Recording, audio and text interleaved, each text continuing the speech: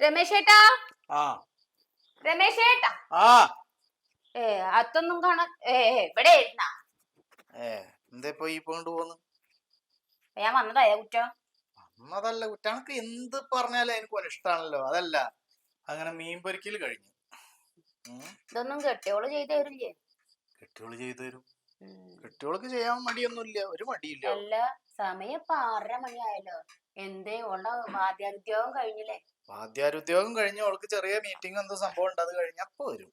എല്ലാരും കുടുംബത്തും ഇതേപോലെ പെണ്ണുങ്ങളുണ്ടല്ലോ, ഏട്ടന്റെ വീട്ടില് മാത്രം എന്താ ഓള് വരാത്ത്? എന്റെ വീട്ടിൽ എല്ലാ ദിവസവും വരുന്ന ഞാൻ പറഞ്ഞതേ ഉള്ളു, നിന്റെ നെഞ്ഞത്തോട്ട് കയറാൻ നിക്കണ്ട. അല്ലെങ്കിൽ എന്തെങ്കിലും ഉണ്ട് പറഞ്ഞു കഴിഞ്ഞാൽ അങ്ങോട്ട് വരിഞ്ഞിട്ട് മുറുക്കി ഇന്നെ മിണ്ടാണ്ടാക്കുന്ന പരിപാടി നിൽക്കുന്നുണ്ട്. എനിക്ക് വായലാവാണ്ടല്ലോ, ആശയം കൊണ്ടല്ലേ. ആശയം കൊണ്ട് സംഘടന നടത്തണം, അല്ലെങ്കിൽ ആശയം കൊണ്ടാണ് സംവദിക്കേണ്ടത്, അല്ലാതെ വായലാവിന്റെ ഉള്ളി കൊണ്ടല്ല. മനസ്സിലായ? അതാണ് നിന്റെ കുഴപ്പം.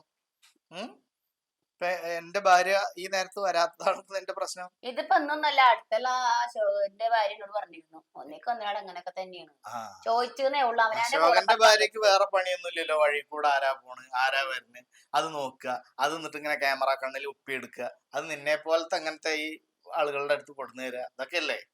ഒന്നാമത് ഈ ഒന്ന് ഈ കാലഘട്ടത്തിലല്ലേ ജീവിക്കണ്. ഇപ്പോഴും 5-ാം നൂറ്റാണ്ടിന്ന് വണ്ടി കിട്ടിയിട്ടില്ല കണ്ടില്ലേ. പെണ്ണ് എന്ന് പറഞ്ഞു കഴിഞ്ഞാൽ എപ്പോഴും അടുക്കളപ്പണി ചെയ്യുക, അടിച്ചു വരിക, വൃത്തിയാക്കുക, പാത്രം കഴുകുക, പുരുഷന് ഭക്ഷണം വിളമ്പി കൊടുക്കുക, അവൻ ബാക്കി വെച്ചത് കഴിക്കുക, ഇതൊക്കെയല്ലേ. അത്രക്കൊന്നും ഇല്ലെങ്കിലും അത്രക്കൊന്നും 6 മണി ആവുമ്പത്തിനും കുടുംബത്ത് കാരണം എന്നാണ് ഞാൻ പഠിച്ചിട്ടുള്ളത്. 6 മണിയല്ലേ ആയിട്ടുള്ളൂ, വെളിച്ചം പോയിട്ടില്ലല്ലോ. ഇനി വെളിച്ചം പോയാലെന്താ, ഒരു സ്ത്രീക്ക് എന്താണ് 7 മണിക്ക് നടന്നൂടെ, 8 മണിക്ക് വന്നൂടെ? ഇങ്ങനെയാണെങ്കിൽ എങ്ങനെ നടക്കാനാ?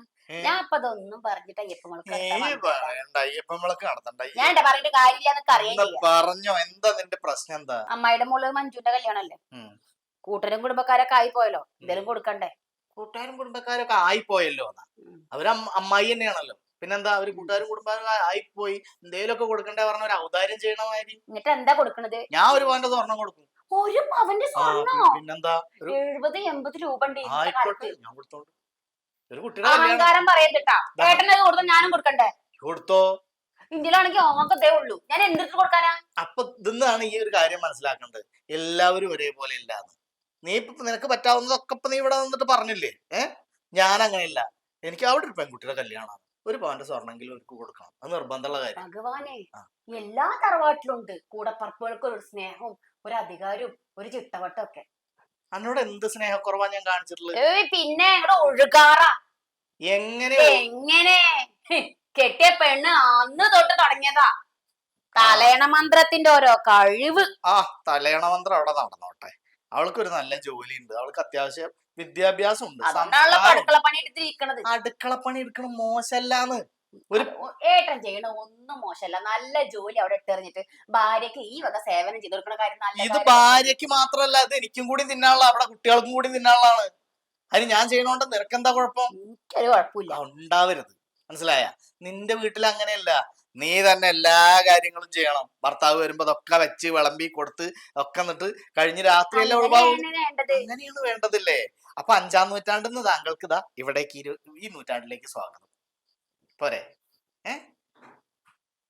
എന്റെ അത്ര പൈസ ഒന്നും കൊടുക്കാല്ല, ഉണ്ടെങ്കിൽ തന്നെ ഇരിക്കുന്ന ഒരു 50,000 ഉറുപ്പിക ഇങ്ങോട്ട് തായോ. അപ്പൊ അതിനൊക്കെ നമുക്ക് ഈ അടുക്കളപ്പണി ചെയ്യണ ഏട്ടൻ വേണം അല്ലേ? അതിന് ഞങ്ങള് വേണ്ട എന്താ പറഞ്ഞു? ഈ രാവിലെ മുതൽ വൈകുന്നേരം വരെയും വെച്ച് വിളമ്പി എല്ലാ പരിചരിക്കണ ഭർത്താവ് നിനക്കില്ലേ? ആ ഭർത്താവിന്റെ അടുത്ത് ചോദിച്ചാ എന്താ കുഴപ്പം?